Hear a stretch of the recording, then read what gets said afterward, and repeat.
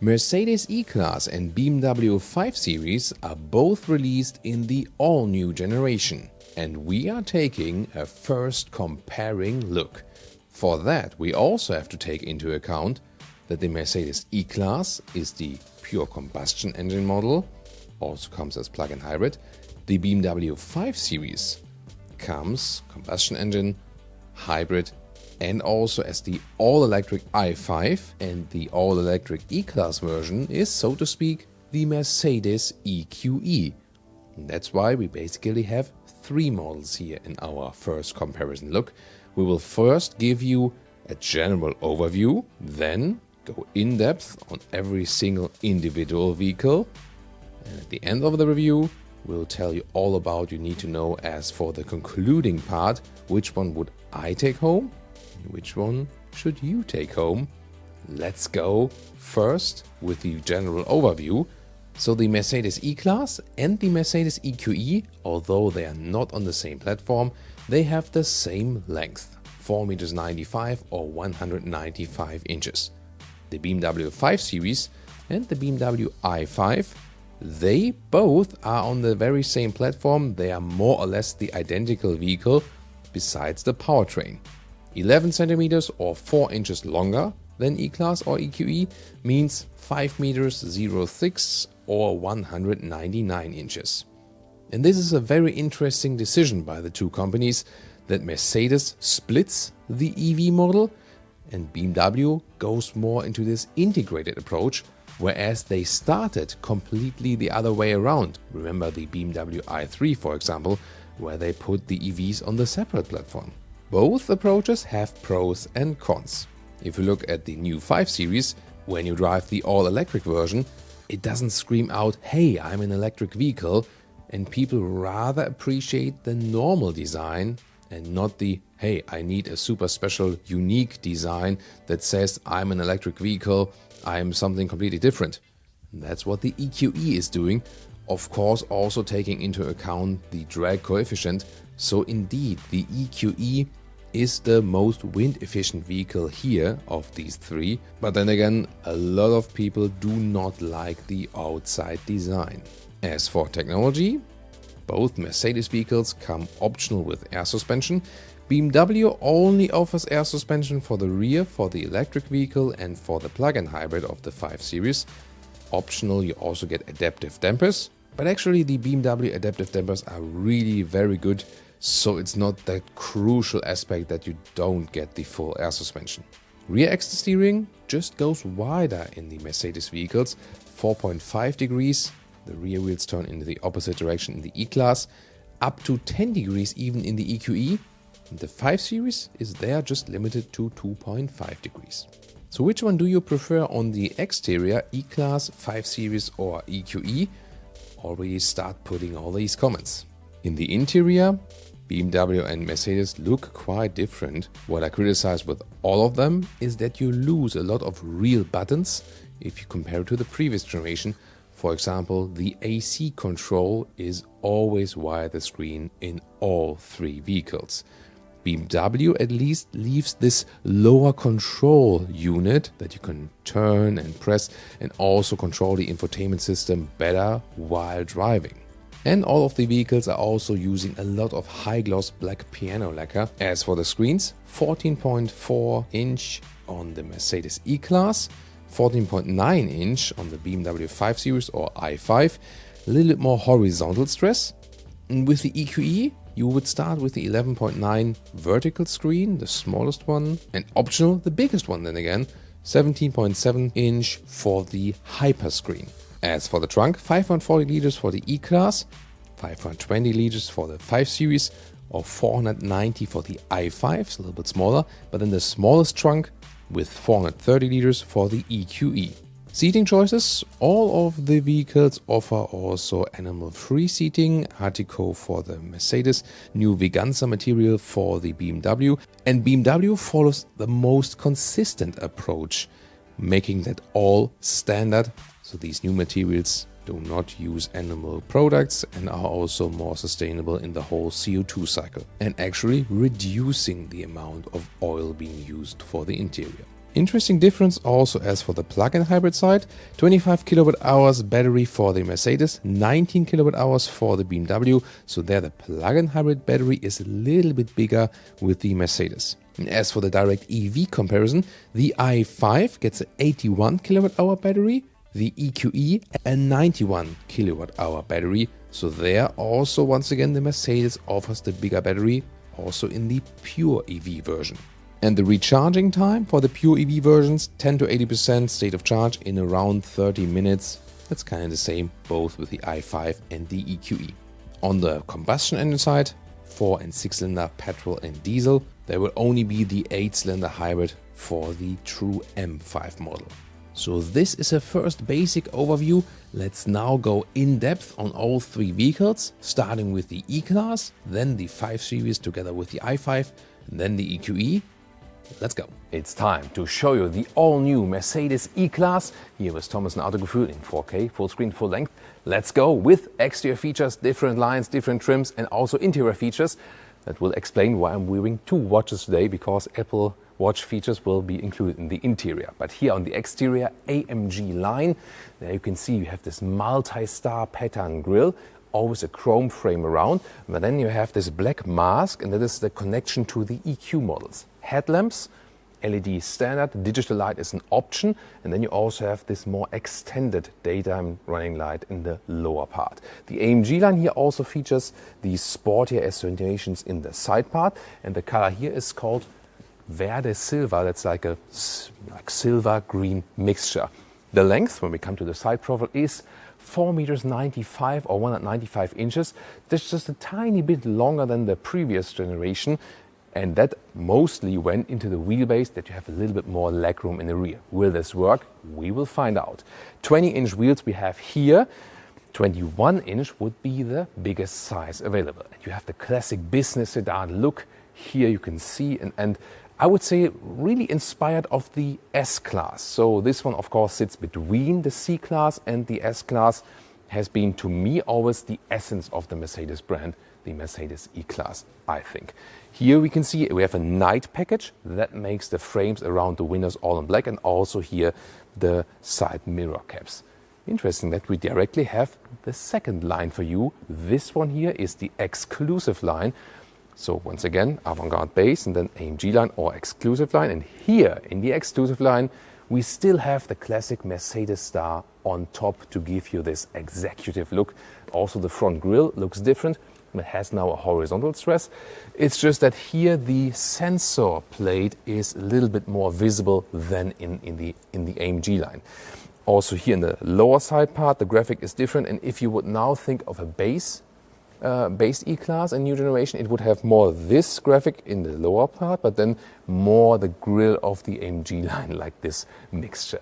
And a special new optional feature here, the illuminated front grille, available for all different grille versions. You can see it goes all the way around on the inside, works even while driving. It is connected to the main headlamp unit, so usually when you activate the daytime running light only, it would not appear, but it does now here in the show mode. Here in the AMG line front grille, I think somehow fits a little bit better to the AMG line, doesn't it? Here in the side profile of the exclusive line, we see the standard chrome frames, and I think it just fits the vehicle better, doesn't it? Towards the rear, we can see the rear lamps are already beginning right here, and we have an interesting new signature. This will be the same no matter which trim you pick. Once again, the chrome stress here. And in the lower part, is that a case for the Autogefühl fake exhaust police? Yeah, maybe not. I think we can still live with that. But when we then move to the AMG line, this is a clear case for the Autogefühl fake exhaust police, because this, there is nothing actually on the inside. But technology-wise, very interesting, they now also offer rear axle steering.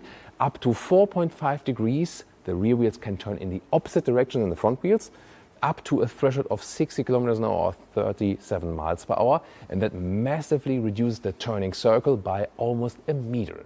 And by the way, if you wonder about this very unusual but very impressive location, this is here in the Sindelfingen plant in Stuttgart, Germany, at Mercedes. And here they are testing frequencies and also some antenna testing. So everything is basically insulated that they can test how the signals work, also like car-to-car communications and so on. Standard suspension, by the way, is already one with selective dampers. Will not be available for the plug-in hybrids, which will not be available in the US, by the way. And optionally, you can always get an air suspension, Airmatic, and that is also coming with a package together with the rear axle steering. I really like their key fob, good quality. And when I open the vehicle here or when I slide it, then these flush door handles come towards me. They are standard. Cool, I think, the illumination, but I mean, these flush door handles, sometimes I think they're over-engineered. What do you think? Here, door closing sound. Sounds really nice. Love that. Then, inside of the doors, also looks like good build quality. Just here, a lot of high-gloss black piano lacquer. And these controls here don't have a haptic feedback anymore, like in the new C-Class or S-Class. I think that's a step backwards if you compare the previous generation. Optional 15-speaker Burmester sound system, or Burmester. Then here we can see the new interior here. We have some high-gloss black piano lacquer here and these new air vents, soon more deals to that. This is the AMG line, always connected exterior-interior, AMG line perforation at the side, 2 horizontal spokes. The normal steering wheel would look different. Seating, the thing is that this is the animal skin. You can also get Artico high-grade leatherette in different colors as well. And in Europe, in the AMG line, you also get microfiber at the inside of the seats. But they didn't do too much stress on more sustainable materials as for the seating. Then 1.89 m or 6'2", still leaves some headroom. There is a panoramic roof available. And you can actually also still open that. Yeah, we have to mention that nowadays, that you can also open a panoramic roof because more and more cars go for fixed panoramic glass roof. You have a cover here and then again this slider function. But yeah, there it starts. Sorry, it took me a while and we used editing that we can make a shortcut here to the opening of the roof. Yeah, these sliders here are always more complicated. But the roof itself here works very well, and they also worked on the aeroacoustics of this panoramic roof. Rear seating area, of course, the main question is, what about the legroom? Design-wise, it looks, yeah, really like S-Class or also the new EQS models, for example, just pure design-wise. And we have a little bit increased wheelbase, and yeah, I do feel that. So it's actually good for the legroom, no problem at all. Headroom, with my size, also works, although there is the panoramic roof. So it also works for 4 tall Ls in the sedan here.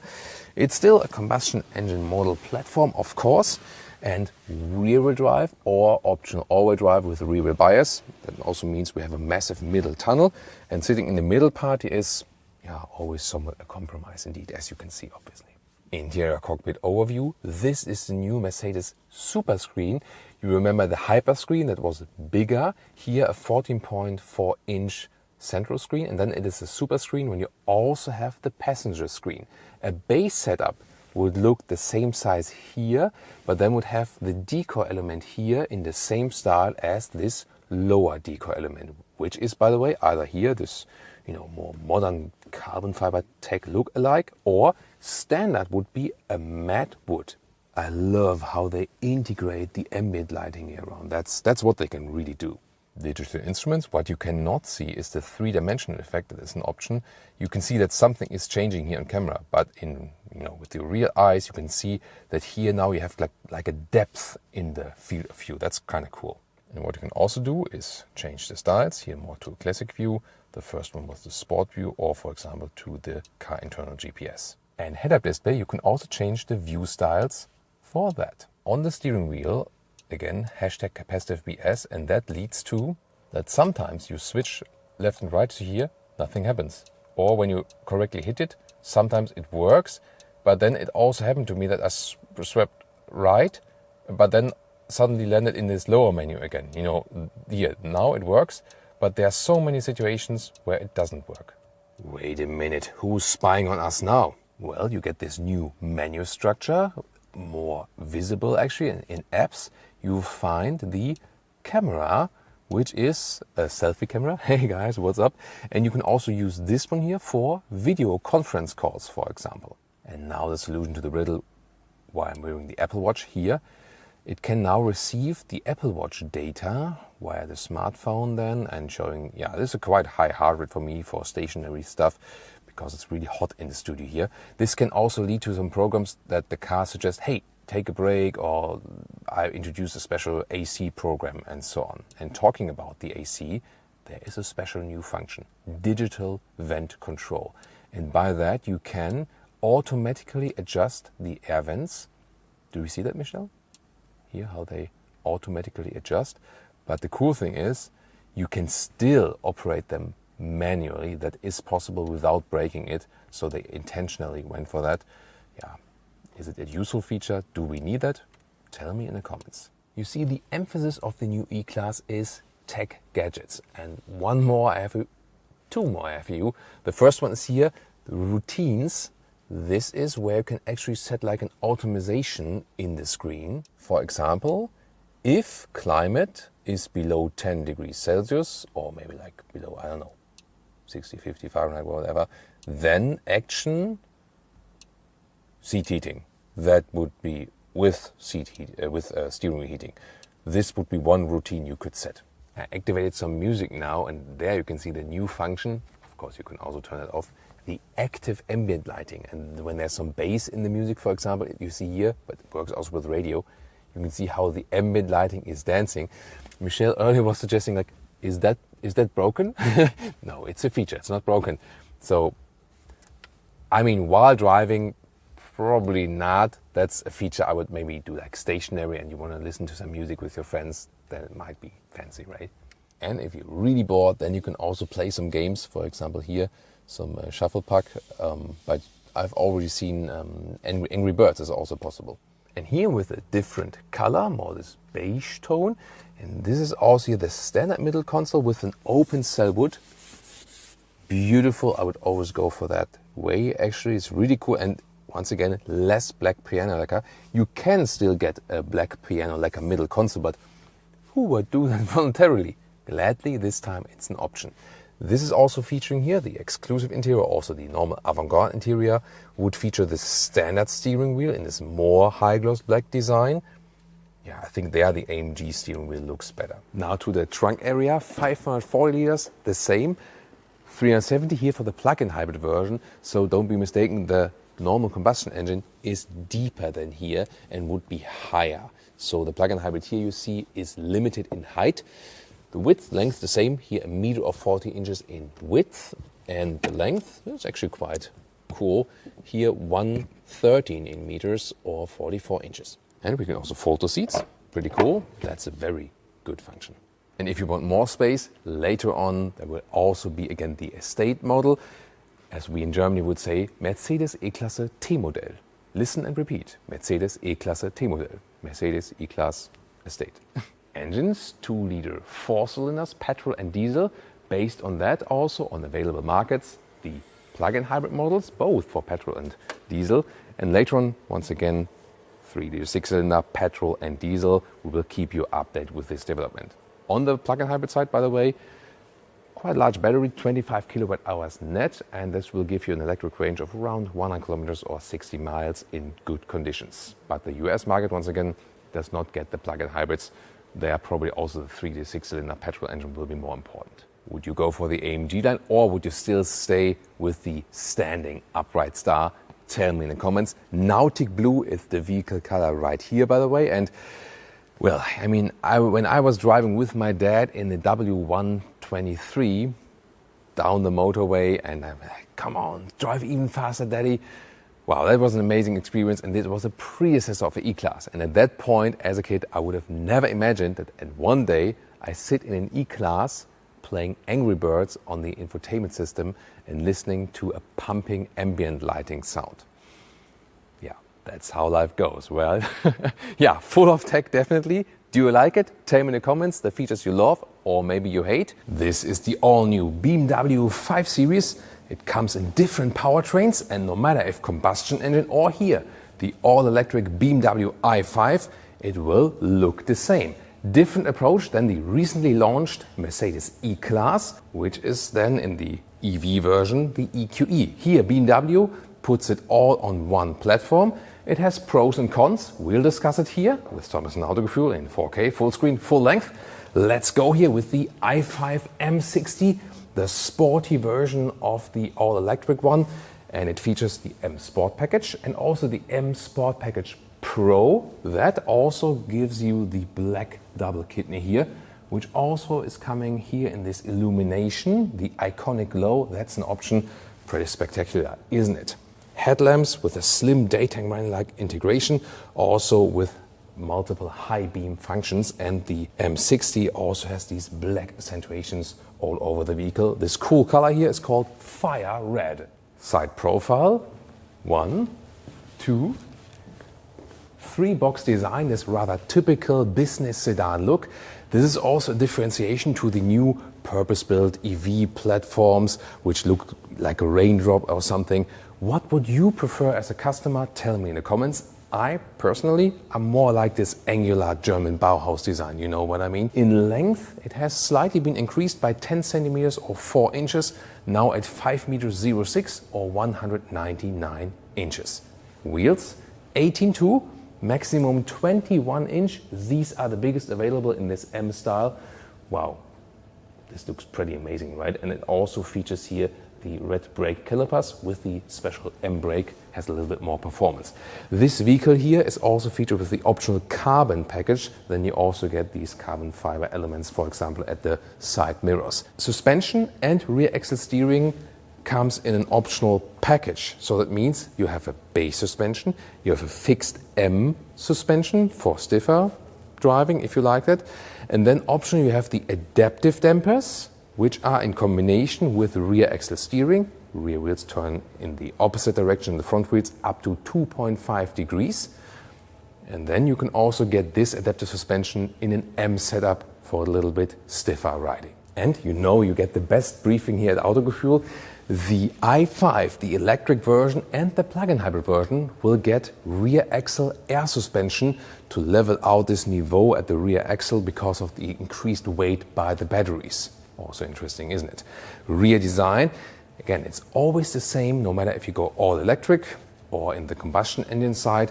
And I think it's cool that you have the same look all across the vehicle. And my experience is that people do not want this, hey, I go electric, so I want a completely different vehicle design. No, people want a nice design on the exterior, no matter if electric or not, isn't it?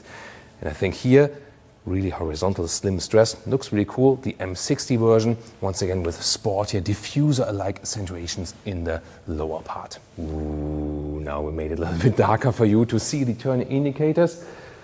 Really widely drawn, good to see, and looks cool, doesn't it? And in front you see this pulsing effect like a heartbeat. When you hit it on the interior here, you have this show effect also across the cockpit. Wow. Does the i5 have a frunk? It doesn't, but it has a very nice M engine cover right here. Battery size 81 kilowatt hours, so it's not as large as in the i7, for example. They could just not fit more battery here in this very platform here. The rear world range will be something 400 to up to 500 kilometers, so 250 to 300 miles depending on the condition. Preconditioning of the battery is included, the preheating, independent preheating, and also the heat pump all comes as standard equipment. Here the electric version, either as rear-wheel drive as an entry version or all-wheel drive models, also counts for the M60, and that is then the quickest overall, 3.8 seconds to 100 kilometers an hour or 62 miles an hour. Plug-in hybrid, 4 or 6 cylinder petrol as base, also pure 4 or 6 cylinder petrol engines as we know from BMW, just that the 6 cylinder petrol engine will not be available in the EU. Diesel side, also 4 and 6 cylinders. And probably a V8 plug-in hybrid for the M5. Recharging for the i5, 11 or 22 kilowatt AC, 205 kilowatt DC. And that means a quick charging from 10 to 80% state of charge in around 30 minutes. If you want more information on the combustion engines and the hybrid, we have a full engine lineup in our pinned comment. Check it out. And now the rain outside stopped just for a second. We clean this vehicle here outside now, so you get an outside perspective of the lines, the silhouette of the vehicle. What do you think about the design of the new 5 Series? Tell me in the comments. And here we have a different color for you in Brooklyn Gray. It's one of my favorite colors. I really love it. Pretty cool, isn't it? This one does feature the M Sport package, but not the M Sport package Pro. And that means here the outer frame around the kidney is bright, or say this matte silver look.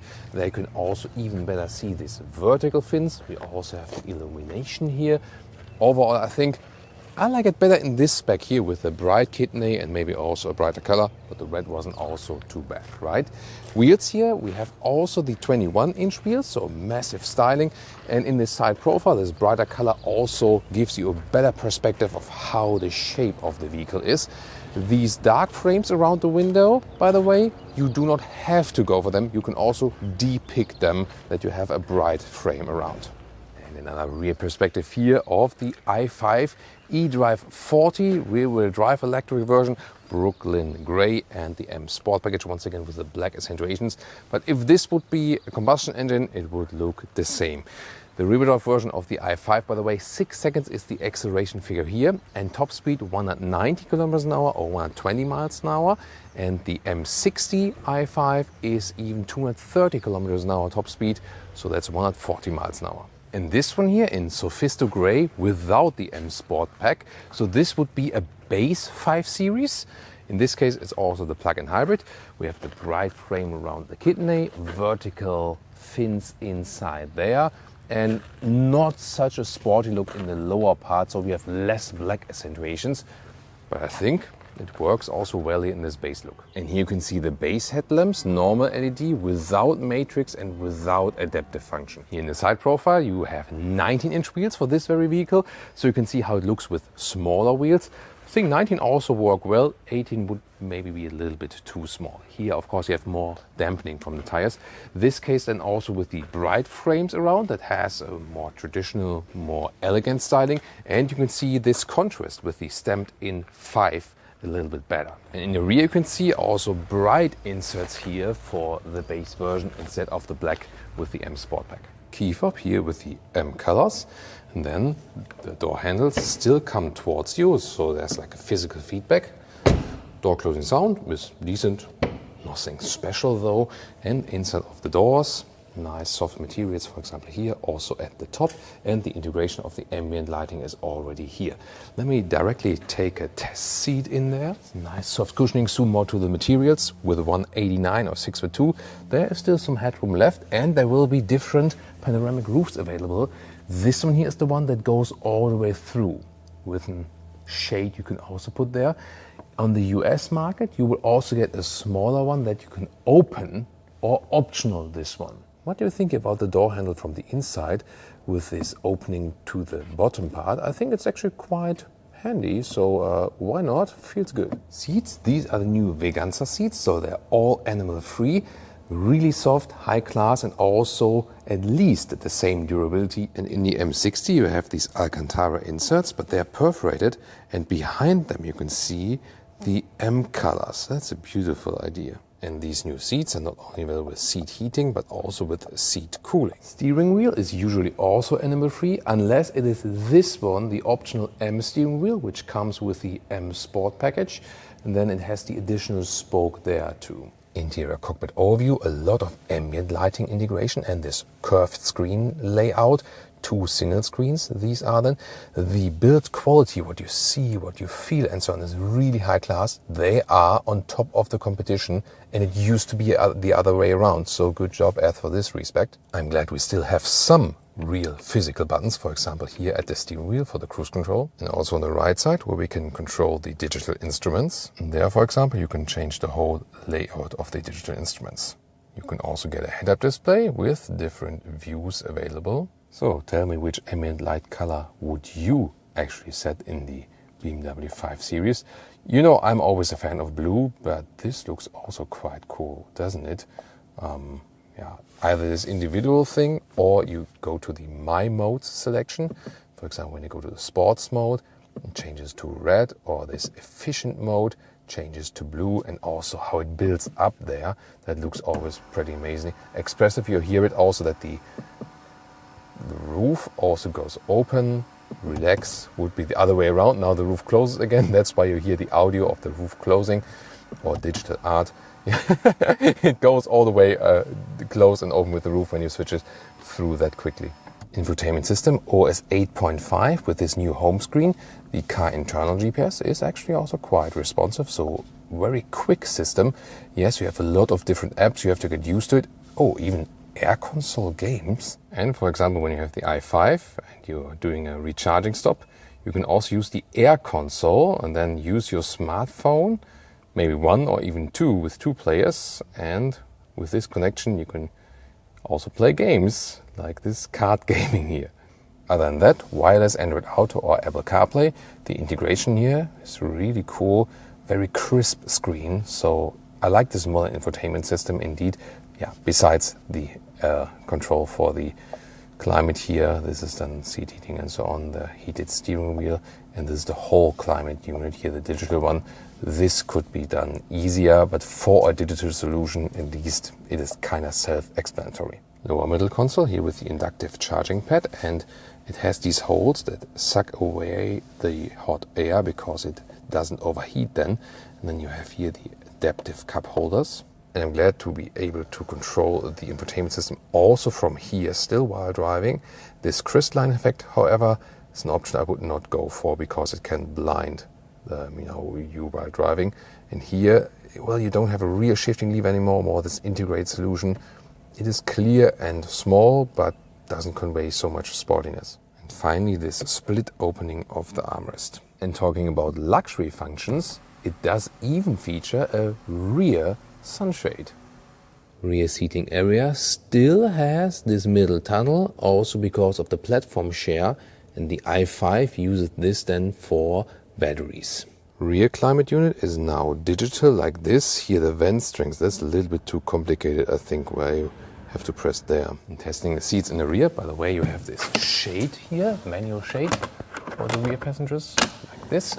And then the wheelbase has been increased slightly, and you have these very nice recesses here for the back part of the seats, so there is actually decent legroom also when I'm driving as a tall driver. These are iPad holders here, good solution with USB-C charging, and headroom in the rear. There's still some left here with 189 or 6'2".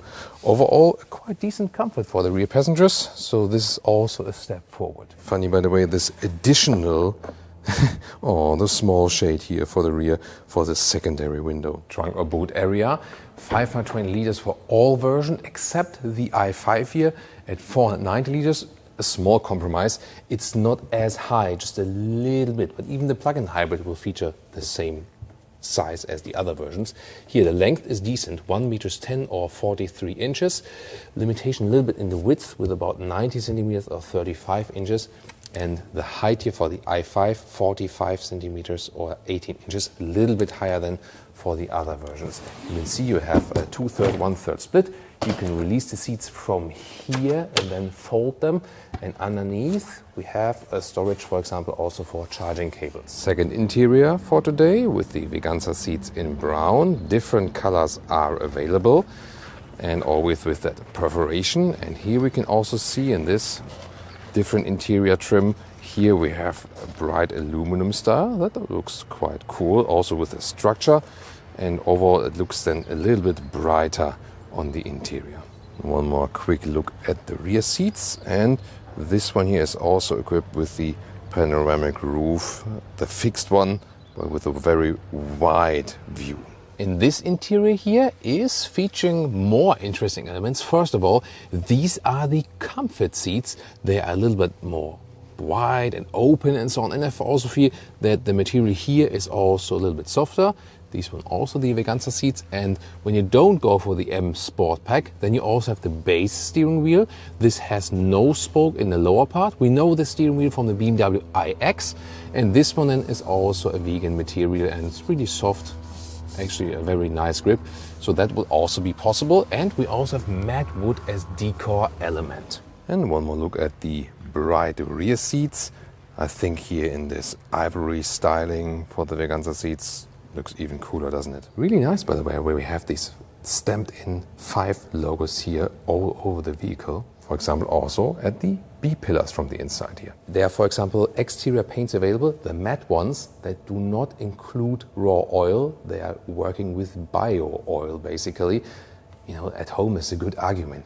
Yeah, honey, we have to go for the cool matte paint because of sustainability and so on. You know, yeah. And of course, about the interior, not using animal skin on the interior saves 85% of CO2e emissions. So for the interior part, it's the biggest thing you can do for the profit of humans, animals, and the environment. And what do I think? Well, I think it's first of all really good that they did not go for the iX or 7 Series Beaver mono kidney, but still a rather traditional look and also quite cool with the illumination there. This overall more 3-box design works very well to me. I think more beautiful than this, hey, I'm an electric vehicle look, you know. Yes, as for aerodynamics, of course, for example, Mercedes EQE is then better with this, you know, more raindrop design and so on. But we'll see about the efficiency later on in the driving test. So please subscribe if you also want to see us driving the all-new 5 Series in the different versions. The interior, I think, is also working very well. High-class materials, both from the quality, look and feel, and also as for sustainability. So it's quite rare that a vehicle at this size is laying so much emphasis on sustainability. I think that's a very, very good decision overall. So we'll keep you updated with the different versions. There was a big hype about the EQS, but this year is the even more important electric vehicle for Mercedes, the new Mercedes EQE. So to speak, the electric E-Class, but on a very own pure electric platform, sharing it with the EQS. So the EQE, starting here in the front, this is an option, the so-called star pattern grille. This has a little bit of reflection with the chrome stars, the tiny stars here, but really cool effect. LED light, standard option, the so-called digital light, which can also project things on the ground. It's a very unique design, no doubt, and once again also this one bow design. The length here is at 4.95 meters or 195 inches. That means it's around 20 centimeters or 8 inches shorter than the EQS, and half of that is shorter rear overhang, and the other half is shorter wheelbase. Now about the trunk. This is very interesting. The EQS has this fastback opening. Here you have more headroom on the inside and you have this separate, you know, normal hatch here in the trunk like this. So this is not so practical then to load things in and out. EQE 350 means this is the rear-wheel drive version, 215 kilowatt. Around 6 seconds will be the acceleration figure. There will also be all-wheel drive models available where you then have an electric motor in the rear plus one in the front. And yeah, probably at some point also an true AMG version. This one here, however, is the AMG line. You've maybe seen it in the front.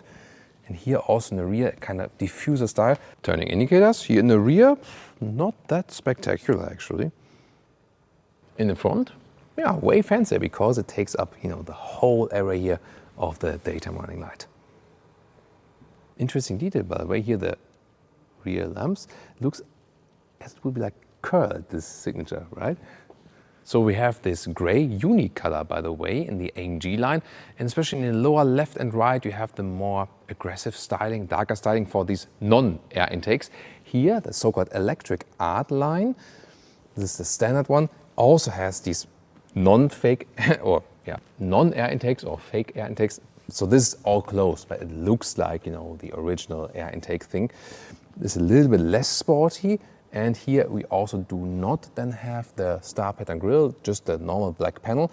The star pattern grille, however, is not connected to AMG line or electric art. It's just a option by itself. This then here in the white color, so we have a bigger contrast then to the black one. And here we also have 20-inch wheels, like these. So already quite big, 19 to 21 inch. You can also get an air suspension. Steel suspension would be standard. Air suspension is then the option. And there you can also combine the riding comfort with large wheels as well. Interesting also technology-wise, you will have a rear axle suspension, rear axle steering it is. So optional rear axle steering, 4.5 degrees, or optional 10 degrees. So it's not standard. EQS is standard, but here in the EQE, you have it as a first option, then the secondary option. And if you go for the 10 degrees option, then the turning circle is just at 10.7 meters. That's extremely small for such a long car. There's no frunk, so the only way to put in wiper fluid is right here, this separated side opening. So they really had the front hood all closed. They say the reason is because they hide the HEPA filter there because it takes so much space. Yeah, a lot of you guys would have wished a frunk both in the EQS and also here in the EQE, but that's what it is. At least we have also trunk space available in the rear. Just one battery size, that's easy to remember, 90 kilowatt hours net. That is the small battery from the EQS. The bigger one is not available here, but it should still be enough. The efficiency, EQE and EQS are actually quite similar. So from our test, we had, like 17 kilowatt hours on 1 kilometers, like 27 kilowatt hours on 100 miles. So we can expect more than 500 kilometers of electric range here. There's just the electric range here, or more than 300 miles. AC is 11 or optional 22 kilowatt. And DC charging here up to around 175 kilowatt. However, the charging time then at the fast charging station will also be quite similar, EQE and EQS.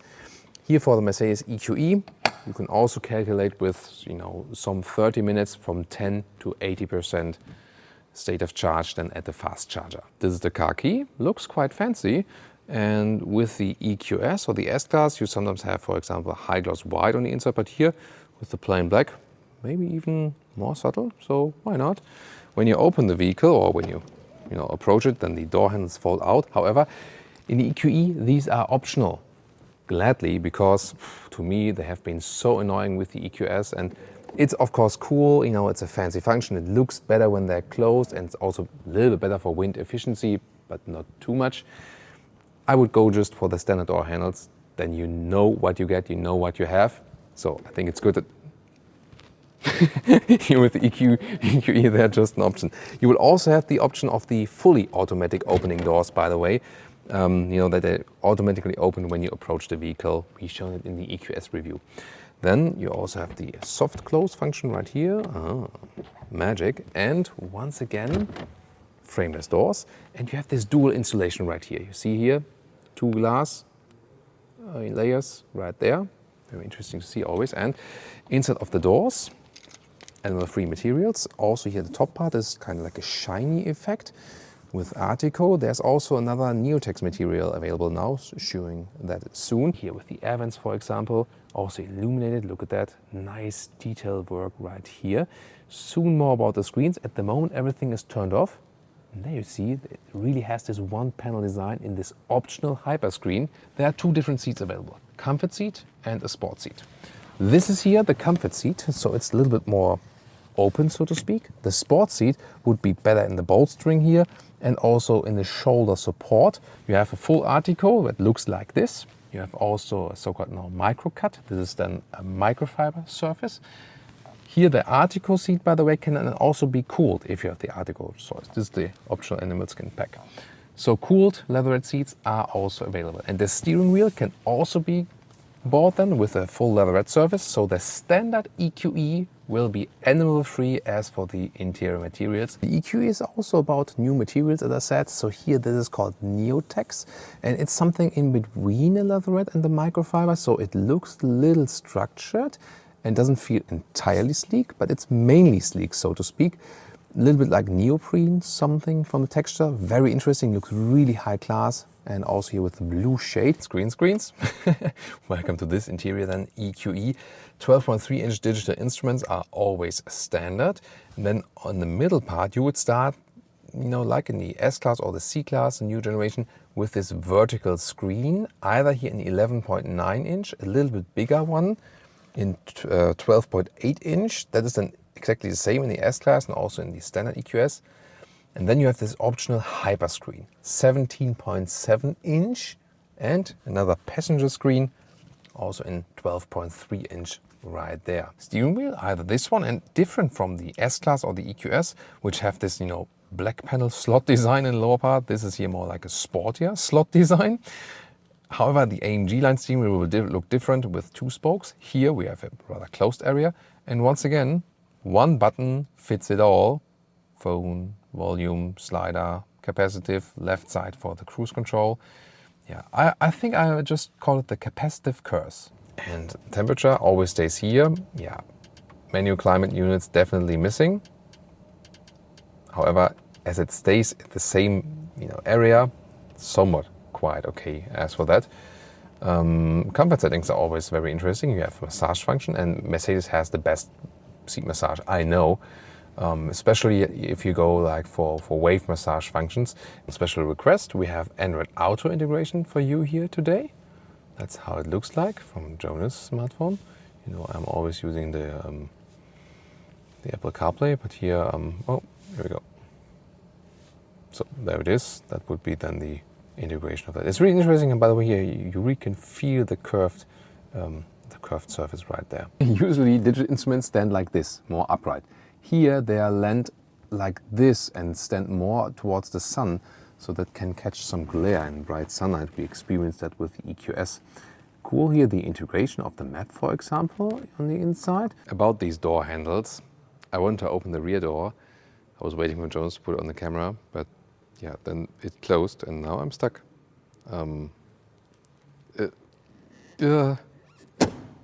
Yeah, so that's again why my advice is stick with the standard door handles. Let's now take a look at the rear. Here we go. This will be a difference then to the EQS in the length, but using this electric platform, you can see there's a flat bottom in the middle part, more or less flat. But definitely you can see you have a lot of space right there. Headroom, that's the thing now. You also have this glass roof then here in this option. To the side, it's really close. You see, this doesn't really fit. So I don't fit in here as a tall person. When I put my head to the side, but when I'm sitting like this, yeah, I mean, that's okay. It's because I'm in the space in here of the panoramic roof, but that's really close. And they actually told me they went for the fixed trunk to give more headroom in the rear. So I asked myself if they would have gone for the fastback trunk there. Yeah, maybe that wouldn't have worked at all. This is the cost of this one bow design here, actually. And you see it also here, how my knees are bent. I sit relatively low here, so do you see it on camera? I feel kind of a little bit lost, in a way, from the seating position. It's not uncomfortable, but somehow strange. You know what I mean? So what is now my conclusion for today? Of course, they both come very close in the performance figures, in the pricing and so on. They are very, very close competitors. Starting with the EQE and the pure EV versions, I really have to say the exterior design of the EQE kind of drives me off this vehicle. Design-wise, I think E-Class and 5 Series are both pretty cool. I have to say I did like the previous generations even better design-wise, both for the 5 Series and the E-Class. And then if you find the E-Class or the 5 Series more beautiful, yeah, I think totally personal preference. But I haven't found so many people that actually prefer the EQE design-wise. What about you? Interior styling I find best with the BMW, because even though you lose some real buttons, it is still somewhat most intuitive and you have some more real buttons left than in the Mercedes. And also the infotainment is a little bit quicker and better to control. Plus you still have some hotkeys in the lower console area and this turning pressing knob. Also, the interior build quality and the materials being used are definitely better in the BMW now. Furthermore, I felt that the seating comfort is also better in the BMW interior. Some of the technology features like the better rear axle steering, optional air suspension for both axles, bigger batteries for plug-in hybrid and the pure electric version, that actually is better with the Mercedes vehicles. So there will be two decisions now. First, between the pure electric versions, so BMW i5 versus Mercedes EQE, and the second decision, if it goes combustion engine or plug-in hybrid, Mercedes E-Class or BMW 5 Series. As for the decision BMW i5 versus Mercedes EQE, I have to say the exterior design really plays a big role in that. That's the reason number one. And the reason number two is the seating comfort and the space being available. And I found that the seating comfort in the BMW i5 is way better than in the Mercedes EQE. And especially when you look at the rear seats. the Mercedes EQE loses the comparison of all three vehicles here. So combining exterior design and interior seating comfort, it would be the BMW i5 for me. When it goes Mercedes E-Class versus BMW 5 Series, I think it is even more a question of personal preference, exterior design and also this interior layout. I found the interior layout of the Mercedes E-Class in this all-new generation a little bit too playful and also too much high-gloss piano lacquer and too many functions just in the screen. And there once again, the seating comfort, the seat ergonomics plus the more consistent approach as for the sustainable materials is more convincing with the BMW. Some technology details, however, do speak for the Mercedes E-Class, so it is really tough. Overall, I would have a subtle notion for, like a European pick, the 6-cylinder plug-in hybrid with the BMW 5 Series, because you cannot get the pure 6-cylinder combustion engine anymore in Europe. And in the US, you could still go for the famous 3-liter inline 6-cylinder pure combustion engine with the BMW 5 Series. And the last question, should you go EV yet or not? To me, it's always a question of charging infrastructure and driving profile. So if you have a charging station at home and you can also rely on good fast chargers on your normal commuting ways, well, then EV is no problem. When these factors are not given, yeah, then it's not a joy to drive the pure EV yet. So if you are in the decision between pure EV and plug-in hybrid and combustion engine, really take first a look on your charging infrastructure and your driving profile, how long you're driving and where are the stations you can fill up so it won't be a hassle. So which vehicle would be your pick for today and why? Which one would you pick between E-Class and 5 Series? And which one would you pick between BMW i5 and Mercedes EQE? Tell us in the comments. The next step for us will be driving the all-new E-Class and the all-new BMW 5 Series. The Mercedes EQE, that one we have driven already, and just driving-wise, it's also a great vehicle, no doubt.